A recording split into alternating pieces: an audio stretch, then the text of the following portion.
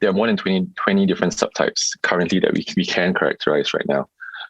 They can be mainly divided into three different risk groups. We can call them favorable risk, intermediate risk, as well as high risk groups.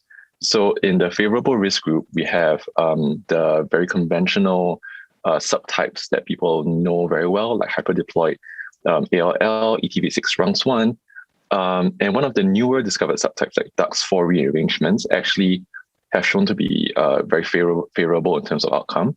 And all of these three actually differ a lot by ancestry. So we find that hyperdiploid actually occurs a lot more in white children or children of European descent. ETV6-RUNX1, on the other hand, actually becomes a lot less frequent in children of Native American descent. So, or these children are what we generally group together as the Hispanic children. On the other hand, DUX4, which is a subtype with very good outcomes, tend to occur more in children of East Asian as well as South Asian descent. So the Asian children, namely the Chinese, the Vietnamese, the Japanese, and the Indians. Then we move on to the other group of subtypes that we term intermediate risk groups.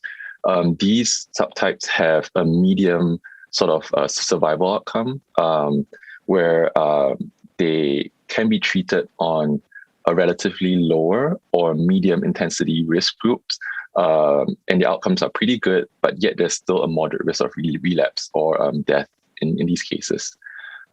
These subtypes would tend to be the groups that are termed PAX5 or ZNF384, and these are actually found to be more common in the East Asian children.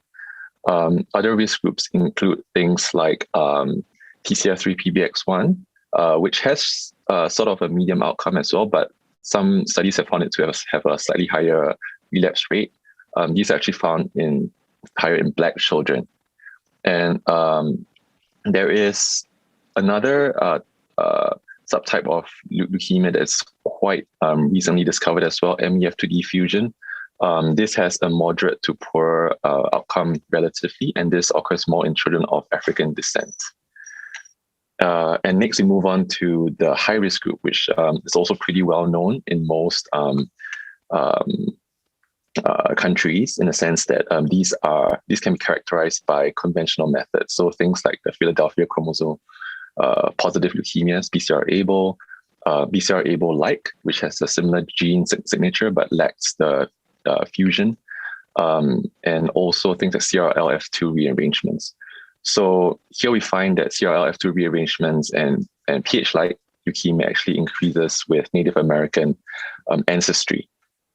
Finally, we also assess T-cell ALL, and we found that in this leukemia, it actually occurs a lot more in Black children or children of African descent as compared to children of Native American descent or the Hispanic children.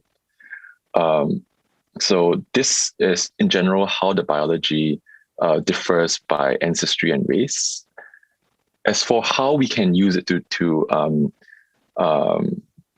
individualize treatment, number one, firstly, of course, is that subtyping is important in current treatment. So wherever possible, the somatic genomics of leukemia has to be assessed for proper treatment to be given. For example, BCR-ABL needs to be treated with a tyrosine kinase inhibitor.